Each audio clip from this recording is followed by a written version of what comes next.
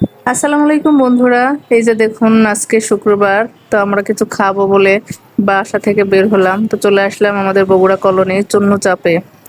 তো এখানকার চিকেন চাপ আর হচ্ছে গরুর চাপ, যেটা আর সচরাচর চিকেন ফ্রাই বলা হয়, তো এটা আমাদের খুবই ভালো লাগে, আমার তো খুবই প্রিয়। তো এই যে দেখুন এখানে কিভাবে এগুলো পরিবেশন করার জন্য দেখুন প্লেটে প্লেটে সাজিয়ে দেওয়া হচ্ছে। এক পাশে এই যে পুরিগুলো ভাজতেছে, এক পাশে চিকেন ভাজতেছে এবং গরুর যে চাপ সেগুলো এই যে ভাজা হচ্ছে আর প্লেট রেডি করা হচ্ছে।